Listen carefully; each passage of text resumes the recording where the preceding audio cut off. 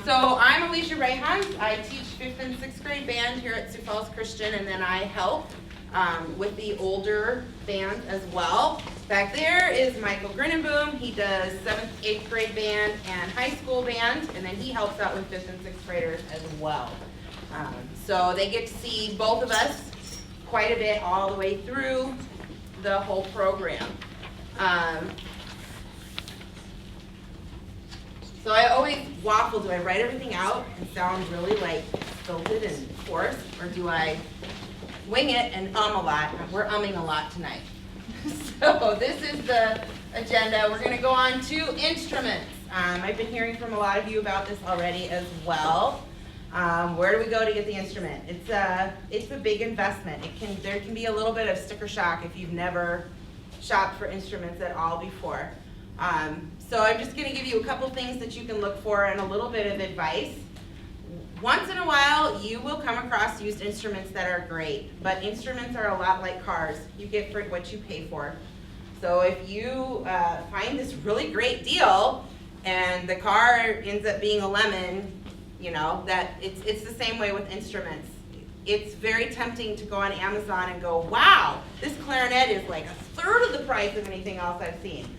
Well, that clarinet is worth about a third, if not less, of anything else you've seen. So it really is important that you have a couple things in mind when you're looking for instruments. Best place to start is the music stores. They will have both new and used instruments. Their used instruments are completely refurbished. They are ready to go. They are guaranteed. When you go through the music store, you go with a rent or lease program. And what they will do is, based on the price of the instrument, they'll divide that up into monthly payments. And you pay that every month, and every month all of that payment goes towards owning the instrument. My daughter plays cello. We did that with her cello. When we moved here to Sioux Falls and she was in 3rd grade, we started paying, I don't even remember what it was a month. It was a little more than some of the band instruments are with a string instrument, but we paid every month. And then she got a little bigger and we swapped out her cello. It was a half size for a 3/4 size, and we kept paying every month, and then we swapped out for a full size, and we kept going, and eventually we now own a cello, and then she quit. No, she still plays it, but she quit playing in orchestra. But instead of this huge outlay all at once, and then another outlay again when she needed a better instrument, we did it over time. And that's a really great way to go. For a little bit more a month, you get in their repair program, which if your kid's going to play saxophone, I totally recommend this. These things break like weekly, it seems like sometimes with the 5th graders. But if you're in the repair program, that's all the repairs are covered. Your child's instrument breaks, you send it in, they fix it, you get it back, and it's at no cost to you. If you're looking at used instruments, the one rule I would say, do not buy anything you can't try ahead of time. So you can go on Craigslist, you can go to different places that have used instruments. On our school website, I'll show you in a little bit, we actually have a list of SFC families that are selling instruments. All of those places, a good seller, you're going to be able to say to them, can I take the instrument to my band teacher and let them try it? And they'll say, sure. And you bring it to Mr. G and I, we try it, we say, this is junk, or this is great, go for it. That avoids you ending up with an instrument that looks all shiny and pretty, but your child can't play. If they can't get a good sound on their instrument, they're not going to want to practice, they're not going to want to play, and they're done before they've even really started. So the quality of the instrument is really important. We are more than happy for you to bring us anything, and we'll try it, and we'll tell you what we think. So it's very possible to find great deals out there on used instruments. Just make sure they will let you try it before you have to pay for it. So that rules out Amazon. We've had some really bad experiences with some instruments purchased on Amazon, and there have been some good ones too, but most of the time it tends to be the cast-offs. So the company makes a whole bunch of instruments and they inspect them all and they go, oh, 1, 2, 3, 4, 5 are good, 6 and 7 are bad. They go sell those on Amazon. That's the ones you get there. Supplies. Along with your instrument, your student will need a book. We use the Tradition of Excellence book. They'll need book 1. It's red. The local music stores carry them. I've warned them. to have them on hand this time of year, so hopefully they have enough. You also need cleaning supplies, and there's an official list of that on the website. So again, when I get to showing you that, you can see that. But there's usually 2 ways to go with that. You can kind of piecemeal what your child needs for supplies for their instrument, or in the music stores will also often sell cleaning kits, and you can just buy the kit. Sometimes the kit has more than what you need in it, but it's just an easy way to make sure you've got everything that your child needs. Saxophones and clarinets will need reeds as well, and there's some information about that on the supply list. Of course, they have to have a case. This seems obvious, but sometimes used instruments come in really bad cases that don't shut all the way, or the handle won't stay attached. It's worth an investment to look at a better case for your child then, because if they're constantly dropping it, that's going to damage the instrument, and that's going to cost you more in the long run probably than a different case will. Or sometimes you can get what's called a gig bag. It's like a soft case that fits around another case, and then that makes their case work a little bit better.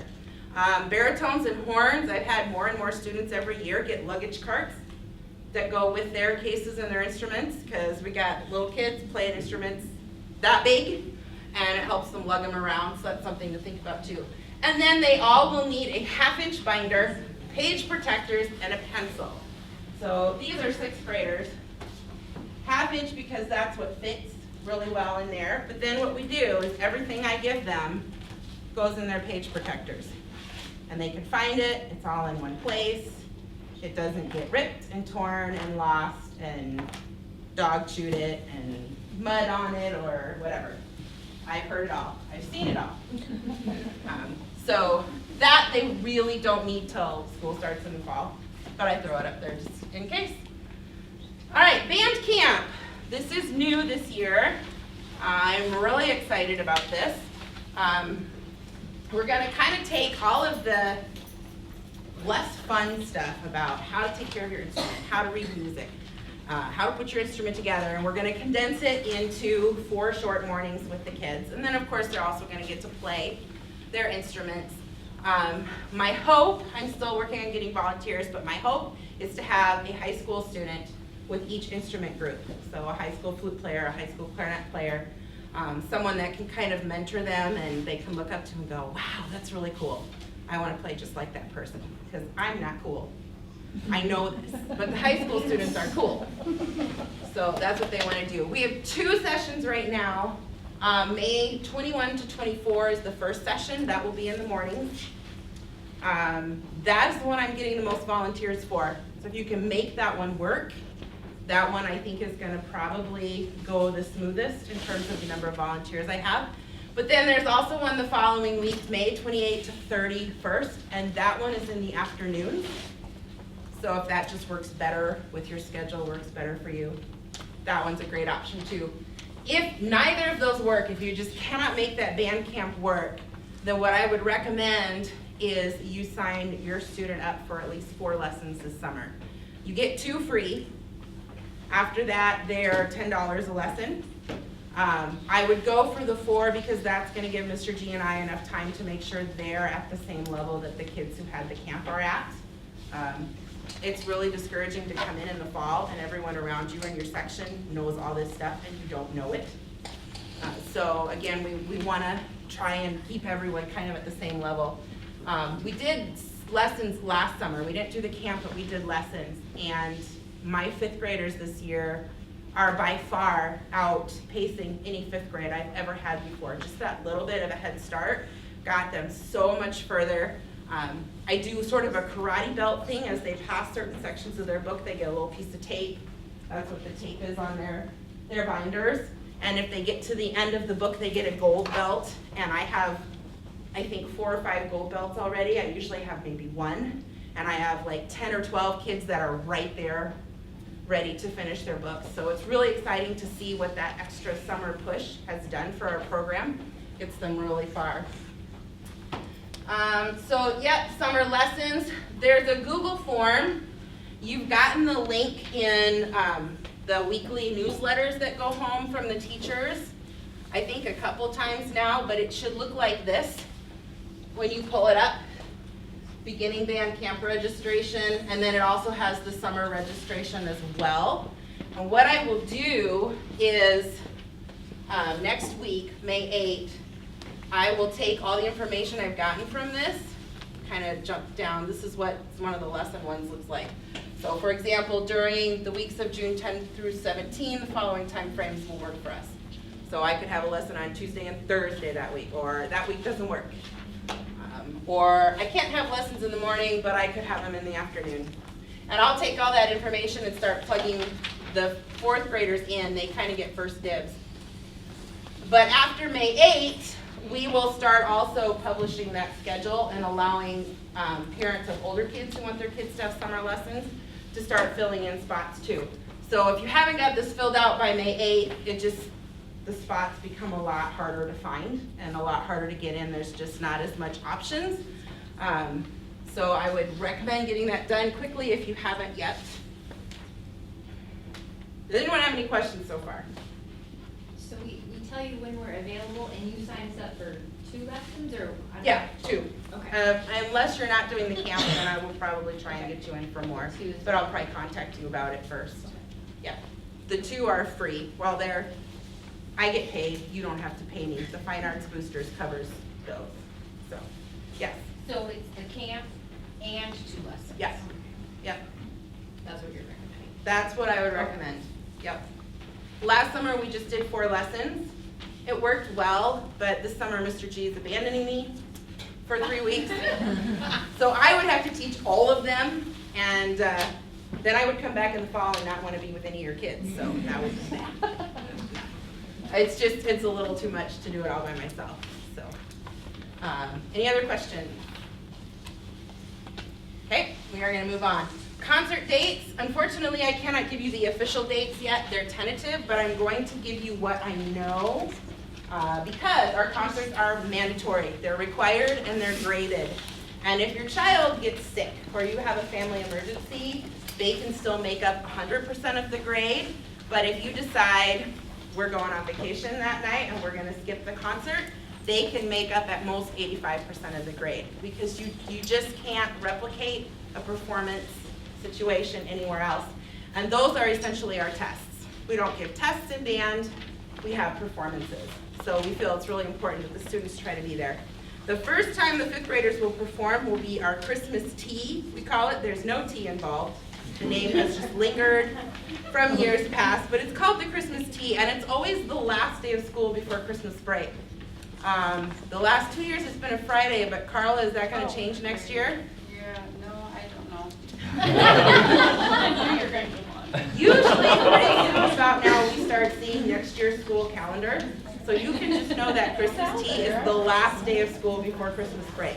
So if you, like we used to do before I taught, like to pull your kids out that day and leave a day early, that doesn't work so well this year. They have a concert the last day in the morning before Christmas break. This is such a fun concert. If you have any way of getting to this concert, even though it's during the school day, the teachers, we all wear our ugly Christmas sweaters, and the kids dress up, and they've got lights on their instruments and stuff in their heads, and we just have a riot. It's a lot of fun. Then we have, at the end of March, we have a solo ensemble festival. All the 5th graders learn a solo throughout January, February, March, and then they play it for a judge. That's on a Saturday morning, and my guess is that'll be right around March 29. It says March 30 this year, so March 29 would be the last Saturday in March next year, or within a week of that. And then we have a spring concert that involves the 5th grade band. That was on April 8 this year, so that would most likely be April 7 next year. These are tentative. Leap year? Leap Next- year. Is it leap year? Yeah, I think, right? All right, I don't know. subtract 2 then, April 6th and March 28th. Is it? Or is it one of those that's not a leap year because it's a 0? 28 should be. 28 is a Saturday. Should be? Okay. Someone who knows way more about math than me needs to answer that question. What was the April date? It should be April 6th, or very close to there. Those dates get finalized in the first part of the summer, By the time registration rolls around in July, we will know all of those dates for sure, and I will try and get them to you again in an email, and I will put them on our website so that they're there. Just a couple things that tend to come up is, family vacations, because for some reason we didn't get the dates to somebody and they planned a vacation, and then all of a sudden it's when the concert is, and you know, you've got non-refundable airline tickets or something, it just doesn't work. Another thing we run into, and this is especially tricky for kids with that solo festival in March, is braces. And all of a sudden a kid will get their braces on or tightened a week before the competition, and that they can't play then. They have to readjust how they play. They almost have to relearn to play on some of the instruments when their braces get on, and tightening them can really affect them, especially for brass players. So, and my middle daughter plays horn. And so I went to her orthodontist appointment, and he was like, yep, we're gonna put her braces on. And I said, do you have to? She's an 8th grader, she's trying out for middle school all-state band. She won't be able to play horn if you put those braces on her. And I thought for sure he was gonna be like, nope, we have to put them on. He said, no, we'll wait. We waited about 4 months, she made all-state, then we put her braces on. So most orthodontists are pretty good. If you say, can we wait a week? Can we wait a month? Can we, adjust this a little bit so that they're not getting those things tightened right before a big date where they need to play. It happened to one of our 7th grade trumpets this year as well. She made middle school all-state band, top trumpet player in the state, first chair in the top band, and then she got braces on. And all of a sudden she couldn't play. So that was frustrating for her. At least she made it before the braces came on.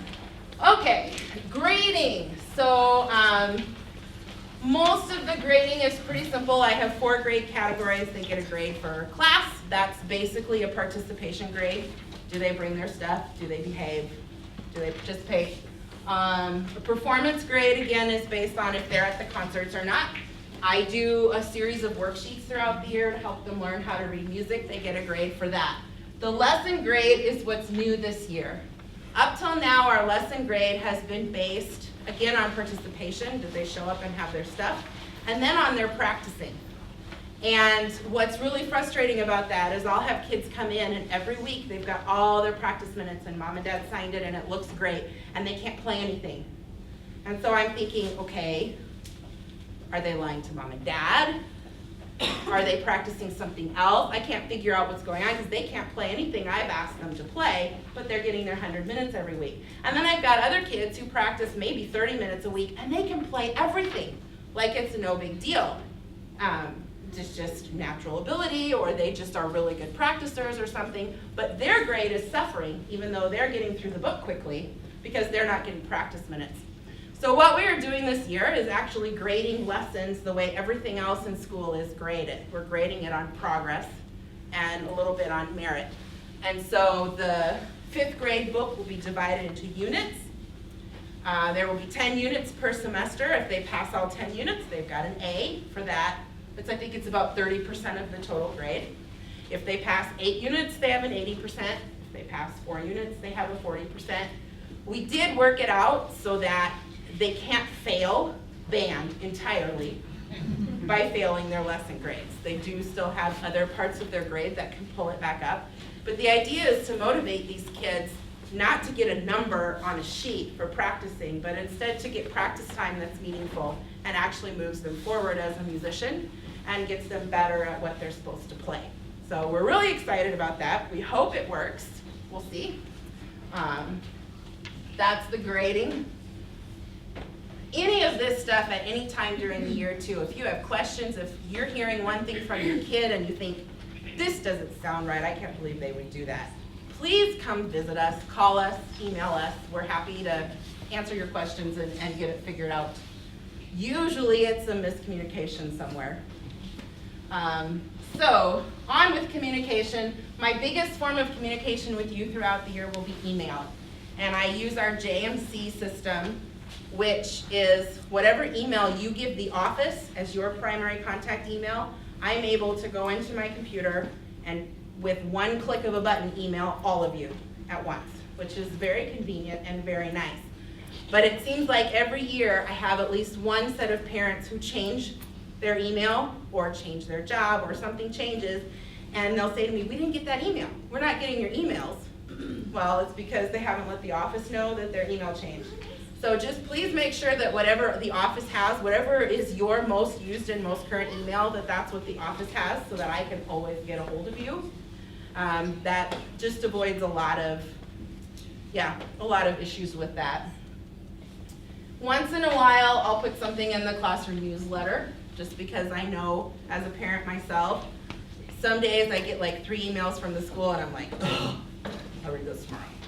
But I do always read the newsletter. I'm very good about that. I always check that newsletter because something might be due, or he might need to bring something to school, or sack lunch for a field trip or something. So I always read the school newsletter. So if there's something really important, I'll sometimes put it in there. All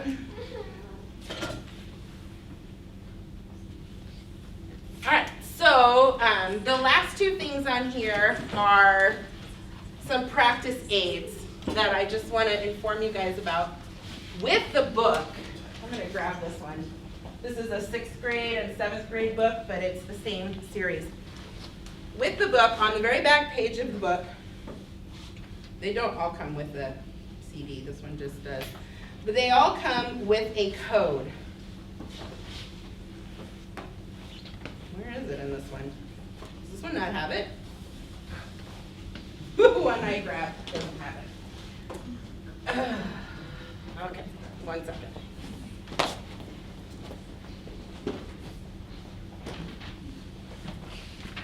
Thank you. Thank you. It's free. Okay. Yeah. Okay, when you buy this book, you buy a code to use this software. It's called Interactive Practice Software, or IPS. It can go on a phone, it can go on a tablet, it can go on a computer. And what it does is it takes this whole book and downloads it digitally to whatever device you've put it on. And allows you to go through and pull up a song that's in the book and listen to it and play along with a professional playing it on your whatever instrument you play, and even potentially record it and send it to someone. So it's a really great practice tool because the kids can actually hear what it's supposed to sound like. So instead of practicing something wrong all week long because they don't know any better, they hear it and they go, oh, that doesn't sound right. Oh yeah, I missed this sharp. And then they fix it, and it makes for better practice.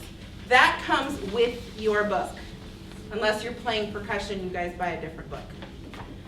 So I'll have to talk to you guys about that. But that comes with this book. Another option, I was going to pop this up too.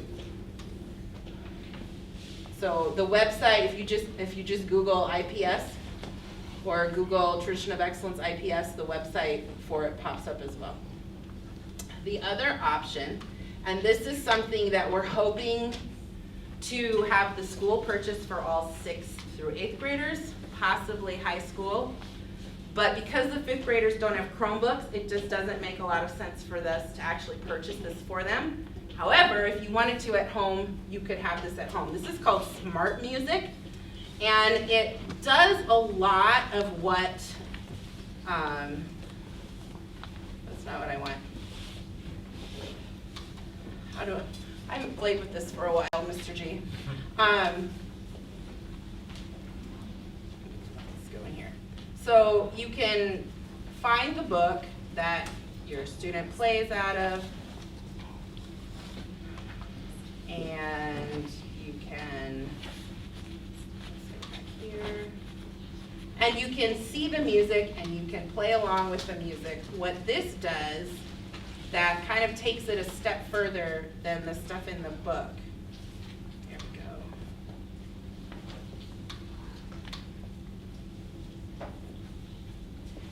Is that it grades it. So it tells you exactly what you did right and what you did wrong. So when your child opened up something, they choose their instrument and they would choose their song that they're working on, and then it would pop up. And then if they play along, if you hit play,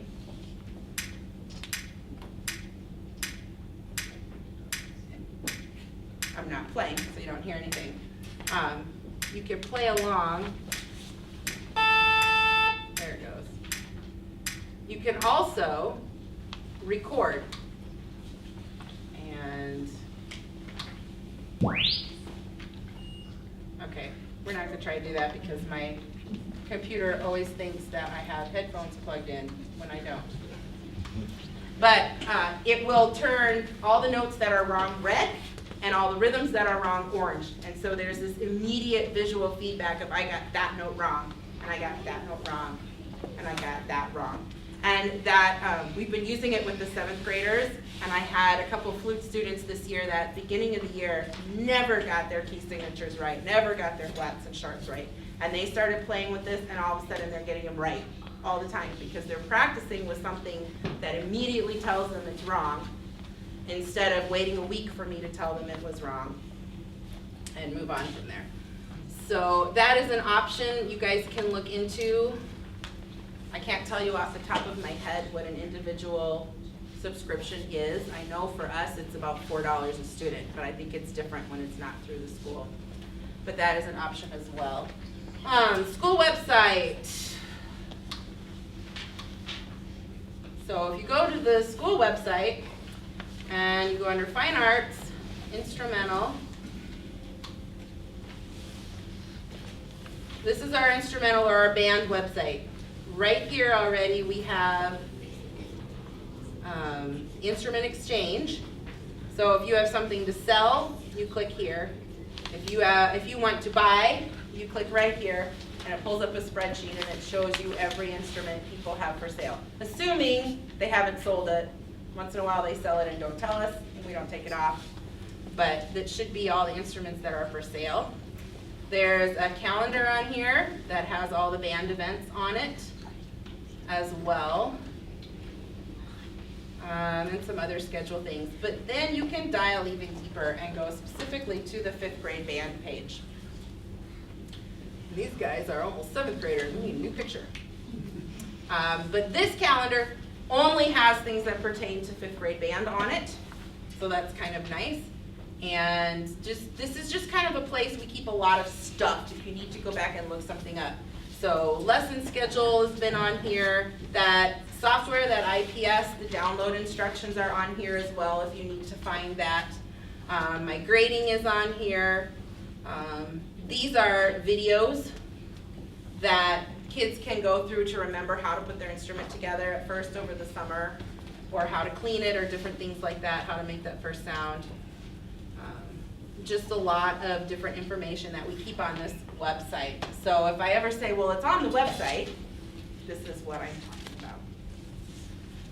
I think I covered everything. Mr. G, do you have anything to add that I'm forgetting? I don't think so. Okay, any questions then at this point about the rest of what I covered? So the biggest thing, oh, I know what I forgot to talk about, instrument choice. I've been getting a lot of emails too. Is it okay if my kid plays? That final choice, other than percussion, is you guys's. There are 3 factors in success in 5th grade, in my opinion, that I've seen over the years. One is motivation. If they don't want to play it, they're not going to play it. So I'm not going to tell them what to play.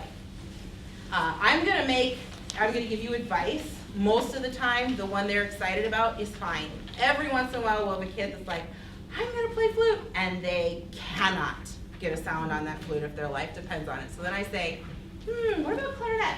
Let's think about it. But most of the time, I'm going to say go with your first choice. The other 2 factors are equipment. We talked about that, quality of the instrument, and practice. If they're practicing, they will succeed. If they're not practicing, they won't. Talent really is pretty far down on the list of initial success. Talent is going to be the difference between all-stater in high school and just having fun in high school. Talent's not going to make a huge difference in 5th grade. Practice is going to make a huge difference in 5th grade. So those are the big things. So that choice is ultimately you guys'. If your child is like, I'm going to play saxophone, then that's up to you guys. This is the point where parents have to kind of look at, okay, what can we afford? What is available? That becomes a factor for you guys. I don't know that, so I can't tell your kids that. But you all should have got the sheet home that said what they chose. If I had any concerns about that at all, I would have written that on that sheet and said, this is great, or I'm not so sure about this. But that is ultimately you guys' choice. So you guys tell me, when you fill out that Google form we had up here earlier, you tell me what your kid is playing. I will say we are interestingly heavy this year on horns and saxophones, which usually it's trumpets, so I'm not sure what the deal is with that. So if they're waffling between French horn and saxophone and something else, maybe push them a little towards the something else. But overall, it's basically you guys' choice now at this point. If there aren't any other questions, feel free to stick around and talk to Mr. G or I if you have those kind of questions, or if you have an instrument you want us to look at, set up a time for that. Otherwise, thank you for coming, and you're free to go.